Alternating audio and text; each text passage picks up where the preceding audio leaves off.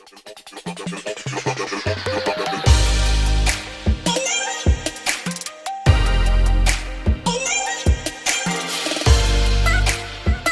Friends, welcome back to my YouTube channel perfect word knowledge. कैसे हैं आप सब।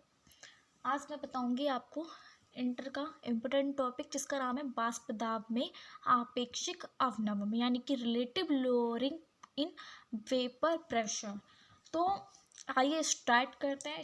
वीडियो स्टार्ट करने से पहले अगर मेरे चैनल पर पहली बार है आप तो चैनल को सब्सक्राइब कीजिए, एंड अगर पहली बार नहीं है आप मेरे चैनल को सब्सक्राइब कर चुके हैं तो मेरी जो वीडियो है उसको ध्यान से एंड कम्प्लीटली देखिएगा। वीडियो अच्छी लगे तो like and comment and share ज़्यादा से ज़्यादा कीजिएगा।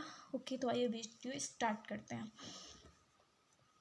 तो क्या पढ़ने वाले थे आज हम, वाष्प दाब में आपेक्षिक अवनमन यानी कि relative lowering in vapour pressure. आपेक्षिक अवनमन का मतलब होता है घटना, ठीक है, फ्लोर जाना। तो आइए स्टार्ट करते हैं। कह रहा है जब एक वाष्पशील विलय को, यहाँ से लिखें, जब एक अवाष्पशील विलय को किसी विलायक में मिलाते हैं तो विलयन का वाष्प दाब विलायक के वाष्प दाब से कम हो जाता है। क्या कह रहा है, एक अवाष्पशील विलय को यानी कि जिसमें वाष्पशील नहीं है, अवाष्पशील है, उस विलय को किसी विलायक में मिलाते हैं तो विलयन किससे मिलके विलायक किससे मिलके बनता है, विलय और विलायक को मिला के विलन बनता है। क्या दो सब्सटेंस, विलन कैसे बनता है, दो सब्सटेंस को यानी कि दो घटक को मिला के बनता है। घटक कौन से, विलय और विलायक। विलय और विलायक को मिला के विलन का निर्माण होता है। तो यहीं पे कि जब एक अवाष्पशील विलय को किसी विलायक में मिलाते हैं तो विलयन का जो वाष्प दाब होता है विलायक के वाष्प दाब से कम हो जाता है।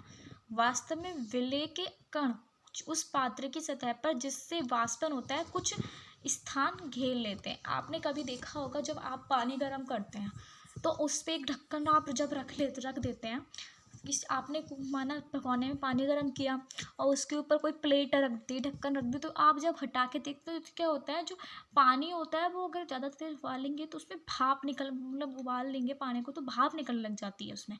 और क्या होता है, आप कुछ देखते हैं कि अगर थोड़ा सा पानी ज़्यादा देर उबाल भी लेंगे तो उसका थोड़ा जो क्या है कि जो पानी जितना आपने रखा था उसकी मात्रा भी, क्वांटिटी भी कम हो जाती है। और क्या होता है, जो ढक्कन है, प्लेट है, उस पर क्या होगा, पानी की छोटी छोटी बूंदें होती हैं, वो क्या होती है, बाष्प होती हैं। तो वो क्या कहती है, वही बाष्प जो होती है वो क्या कह रही है, यहाँ पे लिखा हुआ है किससे बाष्पन होता है और कुछ स्थान घेर लेती है।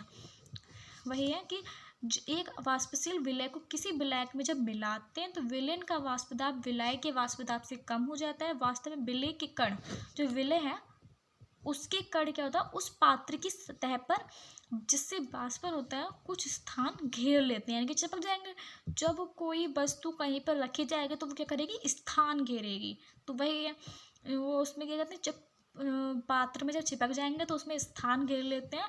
इसलिए विलाय के कणों को वाष्प में परिवर्तित होने या वाष्पित होने के लिए अब कम स्थान बचता है। इसलिए विलयन का वाष्प दाब जो वास्तव में विलयन की सतह पर विलायक का वाष्प दाब है, शुद्ध विलायक है, वाष्प दाब से क्या हो जाएगा, कम हो जाता है। तो राउल्ट के नियमानुसार क्या देखते हैं, राउल्ट के नियमानुसार विलयन का वाष्प दाब माना पी एस और पी है। देखो ये पी तो हमारा विलयन, मान लिया एस ही है, घटक है एस, सॉरी। तो शुद्ध विलायक को वाष्प दाब पी नॉट ए तथा उसके मोल अंश एक्स है। ये क्या हो गया, एक्स, ये क्या होगा, हमारा मोल अंश हो गया, कि गुणनफल के बराबर होती है। कहते हैं राउल्ट के नियम अनुसार विलयन का जो वाष्प दाब होता है वो शुद्ध विलायक के वाष्प दाब तथा उसके मोल अंश के गुणनफल के बराबर होता है। ये राउल्ट का नियम है, इसके नियम अनुसार बता रहा है। इसलिए क्या करेंगे, पी एस बराबर पी ए, पी एस बराबर पी ए, मतलब दोनों की मात्रा शुद्ध बराबर होगी तभी तो विलायक, जो विलयन कैसे बनता है, विलय और विलायक की मात्रा दोनों बराबर होती है तो विलयन बनता है। ठीक है, तो पी एस का मान यानी कि विलय और विलायक बराबरी होगा। तो पी एस बराबर पी ए बराबर किसके होगा, P naught A X A, P naught A X A के बराबर हो गया। तो विलयन के लिए क्या करें, एक्स ए प्लस एक्स बी, यानी कि मोलंस है, मोलंस क्या होगा, एक्स ए प्लस एक्स बी बराबर कितना मान लिया, 1 मान लिया, या एक्स ए बराबर 1 माइनस एक्स बी। तो पी एस बराबर हमारा कितना होगा, पी नॉट ए तो P0 A यहाँ पे ये बोला है P0 A एक्स ए आ गया, तो PS बराबर P0 A एक्स ए का मान हमारे क्या निकाला था यहाँ पे 1 माइनस एक्स वी, तो 1 माइनस एक्स वी रख लिया। या हम कैसे कर सकते हैं, PS बराबर ये P0 A अगर हम यहाँ ले आए तो यहाँ पे कितना बचेगा, खाली 1 माइनस एक्स वी बचेगा। तो एक्स वी बराबर हमारा क्या आ जाएगा 1 minus PS upon P0 A।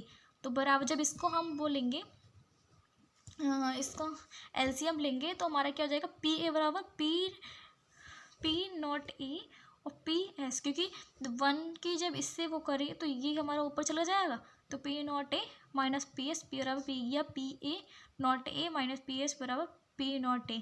और इसका जो मान है वो हमारा क्या है, बराबर XB के है।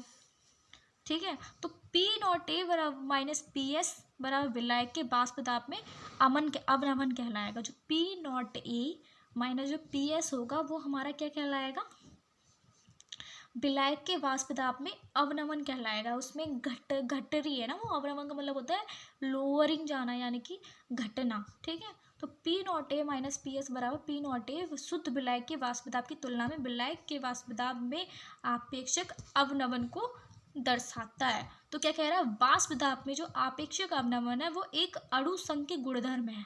क्या है, वाष्प दाब में आपेक्षिक अवनमन क्या है, एक अणु संघ के गुणधर्म है, यानी कि relative lowering in vapour pressure is a colligative property. तो